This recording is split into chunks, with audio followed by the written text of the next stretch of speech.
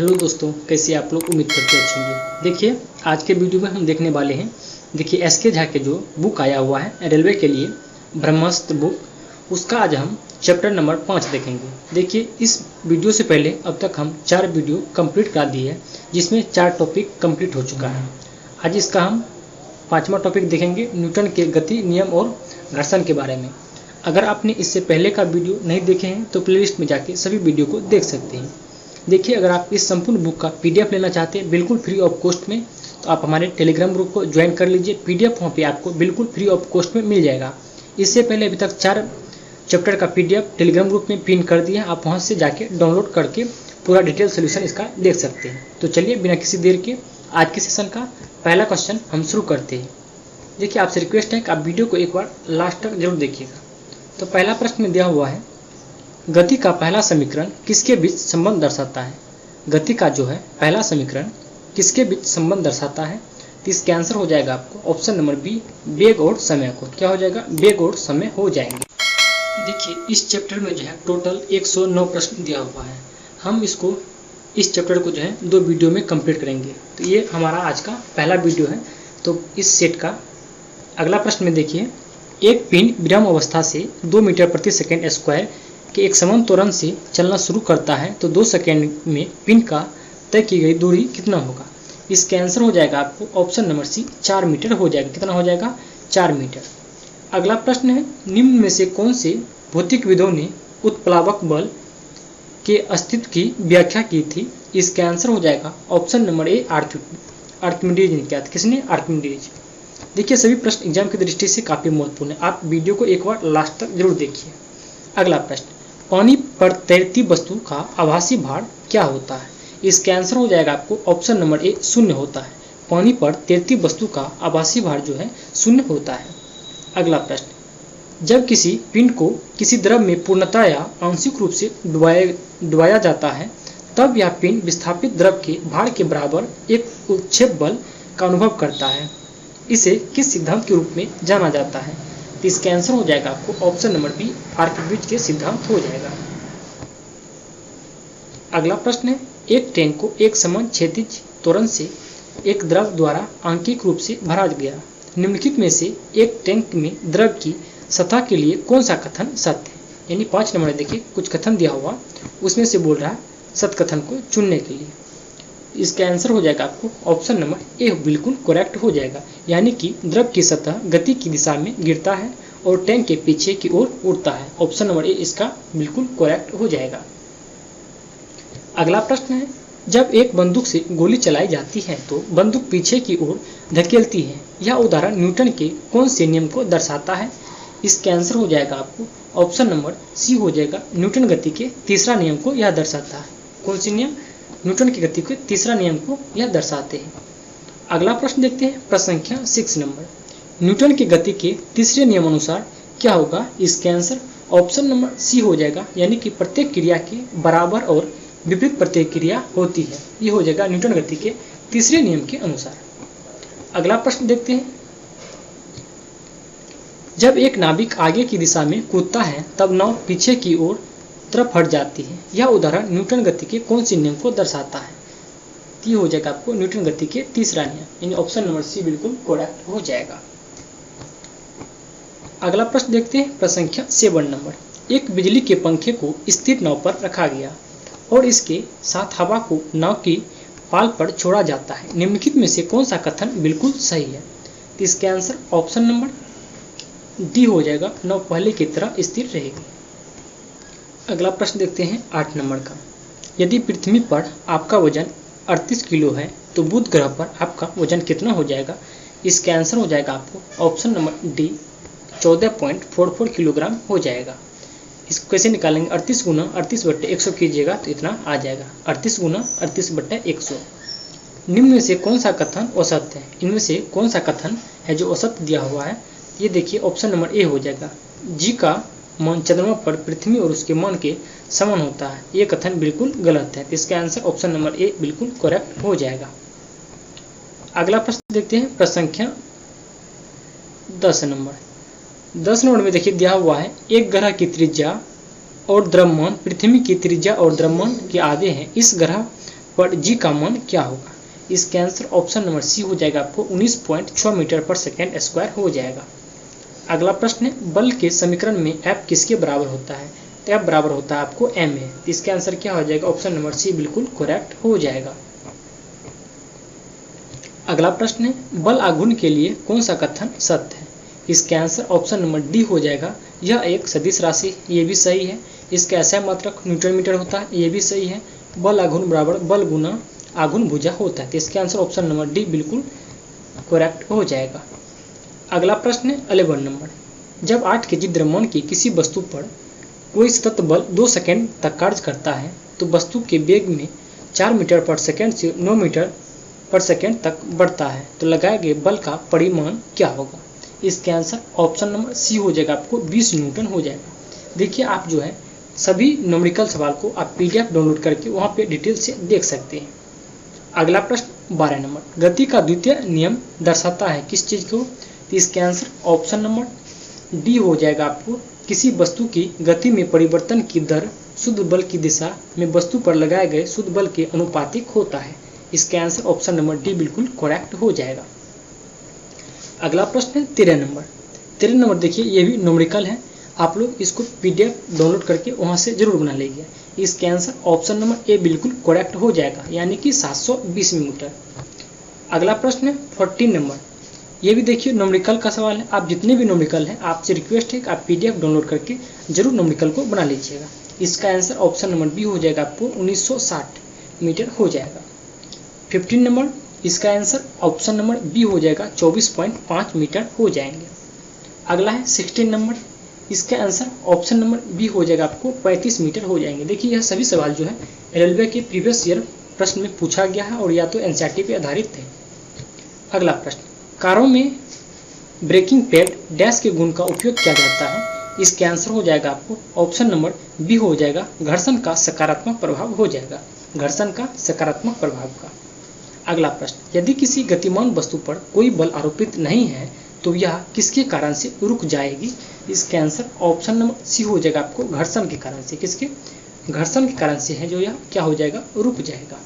अगला प्रश्न, निम्न में से कौन सा घर्षण बल के बारे में सही नहीं है? इसका आंसर ऑप्शन नंबर डी बिल्कुल करेक्ट हो जाएगा, यानी कि कौन सा है जो घर्षण बल के बारे में सही नहीं है? तो हो जाएगा रोलिंग घर्षण स्लाइडिंग घर्षण की तुलना में अधिक होती है, मशीनों में बॉल बेयरिंग से घर्षण कम होता है। ये कथन बिल्कुल गलत दिया हुआ है। अगला प्रश्न, एक साइकिल स्थिर त्वरण से चालमान है, पीछे के पहिए पर घर्षण बल क्या होगा? इसका आंसर ऑप्शन नंबर बी हो जाएगा, अग्र दिशा में हो जाएगा। क्या हो जाएगा? अग्र दिशा में घर्षण बल होगा। अगला प्रश्न है, किसी स्थिर वस्तु के स्थिर रहने या गतिशील वस्तु के उसी के गतिशील रहने की प्रक्रिया क्या कहलाती है? ये हो जाएगा आपको जड़त्व। किसके कारण से होता है? ये जड़त्व के कारण से होता है। ये देखिए प्रश्न LP टेक्नीशियन 2018 का पूछा हुआ प्रश्न है। अगला प्रश्न है प्रसंख्या 21 नंबर, स्थिर या गति अवस्था में परिवर्तन का प्रतिरोध करने की एक वस्तु की प्रवृत्ति को डैश कहा जाता है? ती हो जाएगा आपको इसका आंसर ऑप्शन नंबर डी हो जाएगा, जड़त्व कहा जाता है। अगला प्रश्न है, जब कार एक घुमावदार सड़क पर मुड़ती है तो उसमें बैठे यात्री स्वयं पर केंद्र के विपरीत दिशा में एक बल महसूस करते हैं। यह बल किसके कारण से होता है? ये हो जाएगा, यह बल जो होता है जड़त्व के कारण से होता है। किसके कारण से? जड़त्व के कारण से। तो 22 का आंसर ऑप्शन नंबर बी बिल्कुल करेक्ट हो जाएगा। अगला प्रश्न है, निम्नलिखित में से कौन सा कथन गलत है? यानी कि 23 में गलत कथन को चुनने के लिए बोल रहे हैं। तो इसका आंसर ऑप्शन नंबर ए हो जाएगा, जब बस अचानक रुकती है तो बस में बैठे यात्री को पीछे की ओर झटका लगता है। यह गलत है। जब बस अचानक रुकती है तो आदमी जो है आगे को झुकता है। ये कथन गलत दिया हुआ है। अगला प्रश्न है 24, वेग में परिवर्तन की दर को क्या कहा जाता है? वेग में परिवर्तन की दर को क्या कहते हैं? तो त्वरण कहते हैं। तो इसका आंसर ऑप्शन नंबर सी बिल्कुल करेक्ट हो जाएगा। अगला प्रश्न है 25 नंबर, किसी वस्तु का वेग व्यतीत हुए समय के समानुपाती होता है तो वस्तु की डैश होगा। इसका आंसर हो जाएगा ऑप्शन नंबर बी, एक समान त्वरण होगा। वह वस्तु जो है उसमें क्या होगा? एक समान त्वरण होगा। अगला प्रश्न है प्रसंख्या 26 नंबर, यह भी देखिए न्यूमेरिकल है। इसका आंसर ऑप्शन नंबर बी हो जाएगा, आपको त्वरण के साथ होगा। क्या होगा? त्वरण के साथ। अगला प्रश्न है 27 नंबर, पृथ्वी की सतह द्रव्यमान m और त्रिज्या r है पर गुरुत्वाकर्षण के कारण त्वरण के अनुपातिक क्या होगा? इसका आंसर ऑप्शन नंबर ए हो जाएगा आपको m/r² हो जाएगा। अगला प्रश्न 28 नंबर, गुरुत्व जी के कारण त्वरण क्या होगा? इसका आंसर ऑप्शन नंबर डी हो जाएगा आपको gm/r² हो जाएगा। अगला है 29 नंबर, इसका आंसर हो जाएगा आपको ऑप्शन नंबर ए हो जाएगा आपको 0 हो जाएगा। कितना हो जाएगा? 0 यानी कि 0 हो जाएंगे। अगला प्रश्न है निम्न में से कौन सा कथन असत्य है? इसका आंसर हो जाएगा आपको ऑप्शन नंबर बी हो जाएगा जी का मान गिरती हुई वस्तु के द्रव्यमान पर निर्भर करता है। ये कथन बिल्कुल गलत दिया हुआ है। अगला प्रश्न 31 नंबर, ये भी देखिए न्यूमेरिकल है। इसका आंसर ऑप्शन नंबर डी हो जाएगा आपको, यानी कि 1 मीटर प्रति सेकंड हो जाएगा। 1 मीटर प्रति सेकंड स्क्वायर हो जाएगा। अगला प्रश्न है 150 केजी द्रव्यमान की एक वस्तु 5 सेकंड में 6 मीटर पर सेकंड के से 16 मीटर पर सेकंड वेग त्वरित होता है, तो त्वरण ज्ञात करें। तो इसका आंसर हो जाएगा आपको, इसको आप त्वरण निकाल लीजिएगा। देखिए 16 में से 6 घटाइएगा 10, 5 से भाग दीजिएगा, कितना हो जाएगा? तो 2 हो जाएगा। उसके बाद यानी कि 2 मीटर पर सेकंड स्क्वायर हो जाएगा, यानी ऑप्शन नंबर सी बिल्कुल करेक्ट हो जाएगा। अगला प्रश्न है प्रश्न संख्या 32 में देखिए न्यूमेरिकल है। आप लोग जरूर न्यूमेरिकल को बनाइएगा। इसका आंसर ऑप्शन नंबर बी बिल्कुल करेक्ट हो जाएगा। 33 का बात करें तो इसका आंसर ऑप्शन नंबर ए बिल्कुल करेक्ट हो जाएगा। अगला प्रश्न है देखिए, समापन रेखा को पार करने के बाद एक भी धावक भागना यानी कि बाद भी धावक भागना जारी रखता है, क्यों? तो इसका आंसर हो जाएगा ऑप्शन नंबर बी, गति की जड़ता उसे आगे बढ़ाती है। इसका आंसर ऑप्शन नंबर बी बिल्कुल करेक्ट हो जाएगा। अगला प्रश्न है प्रश्न संख्या 34 नंबर, किसी पिंड का जड़त्व क्या होगा? इसका आंसर ऑप्शन नंबर सी हो जाएगा, उसकी गति या विराम की अवस्था में परिवर्तन को प्रतिरोधित करता है। इसका आंसर ऑप्शन नंबर सी बिल्कुल करेक्ट हो जाएगा। अगला है 35 नंबर, लंबी कूद के दौरान एक एथलीट कूदने से पहले दौड़ता है, ऐसा करना उसको क्या करता है? इसका आंसर ऑप्शन नंबर बी हो जाएगा, उसके संवेग को बढ़ाने के लिए वह पहले से दौड़ते हैं। अगला प्रश्न है प्रश्न संख्या 36 नंबर, एक गतिशील बस में अचानक ब्रेक लगने से सवारी आगे की ओर झुक जाती है, यह किस नियम का पालन करता है? इसका आंसर हो जाएगा आपको ऑप्शन नंबर ए, न्यूटन गति के प्रथम नियम के अनुसार हो जाएगा। अगला प्रश्न देखते हैं प्रश्न संख्या 37 नंबर, किसी पिंड के उस गुणधर्म को क्या कहते हैं जिससे वह सीधी रेखा में या विराम एक समान गति की स्थिति में किसी भी परिवर्तन का प्रतिरोध करता है? इसका आंसर हो जाएगा आपको ऑप्शन नंबर बी हो जाएगा, जड़त्व के कारण से हो जाएगा। किसी कारण से? जड़त्व के कारण से। अगला प्रश्न है, बल की परिभाषा को किसके आधार पर व्याख्यात किया जा सकता है? इसके आंसर हो जाएगा आपको ऑप्शन नंबर ए, न्यूटन गति का पहला नियम के अनुसार हो जाएगा। अगला प्रश्न देखते हैं प्रश्न संख्या 38 नंबर, किसी वस्तु को गति में लाने के लिए उसे धक्का देना या खींचना क्या कहलाता है? इसका आंसर ऑप्शन नंबर बी हो जाएगा, बल। किसके द्वारा होता है? ये बल के द्वारा होता है। अगला प्रश्न, निम्नलिखित में से कौन सा एक वस्तु पर लागू व संतुलित बल का प्रभाव नहीं है? इसका आंसर ऑप्शन नंबर सी हो जाएगा, आपको वस्तु की गति में परिवर्तन का कारण नहीं बनता है। इसका आंसर ऑप्शन नंबर सी बिल्कुल करेक्ट हो जाएगा। अगला प्रश्न है, फुटबॉल के खेल में कोई गोलरक्षक गोल पर तीव्र गति से आती बॉल को पकड़ने के पश्चात अपने हाथों को पीछे की ओर खींचता है, ऐसा करके गोलरक्षक क्या करता है? इसका आंसर ऑप्शन नंबर बी हो जाएगा, यानी कि बॉल द्वारा हाथों पर लगाए गए बल को कम करने के लिए वह क्या करता है? पीछे की ओर हाथ को खींच लेते हैं। अगला प्रश्न देखते हैं प्रश्न संख्या 41 नंबर। 41 में देखिए न्यूमेरिकल है। इसका आंसर ऑप्शन नंबर बी हो जाएगा, आपको 2 मीटर पर सेकेंड स्क्वायर हो जाएगा। 42 का आंसर ऑप्शन नंबर बी हो जाएगा, 0.7 मीटर पर सेकेंड स्क्वायर हो जाएंगे। अगला है 43, इसका भी आंसर ऑप्शन नंबर बी हो जाएगा, 2 मीटर पर सेकेंड स्क्वायर। अगला प्रश्न, निम्नलिखित में से कौन सी भौतिक इकाई एक वस्तु की स्थिर या एक समान गतिशील स्थिति को बदलती है या बदलने का प्रयास करती है? इसका आंसर क्या हो जाएगा? ऑप्शन नंबर सी हो जाएगा, आपको बल हो जाएगा। क्या हो जाएगा? बल। अगला प्रश्न है 44 नंबर, निम्नलिखित में से कौन सा एक वस्तु पर लागू संतुलित बल का प्रभाव है? इसका आंसर ऑप्शन नंबर ए हो जाएगा, एक वस्तु की आकृति में परिवर्तन हो जाएगा। इसका आंसर यानी ऑप्शन नंबर ए बिल्कुल करेक्ट हो जाएगा। अगला है 45 नंबर। 45 नंबर में प्रश्न दिया हुआ है, यदि एक m द्रव्यमान वाली वस्तु को जमीन से h ऊंचाई तक उठाया जाता है, इस क्रिया के लिए बल की आवश्यकता होती है, तो वस्तु को उठाने के लिए आवश्यक न्यूनतम बल डैश के समान होगा। इसका आंसर ऑप्शन नंबर बी हो जाएगा, आपको वस्तु के वजन के बराबर। अगला प्रश्न संख्या 46 नंबर। 46 में देखिए न्यूमेरिकल है, तो इसका आंसर ऑप्शन नंबर बी बिल्कुल करेक्ट हो जाएगा, यानी कि 200 न्यूटन हो जाएगा।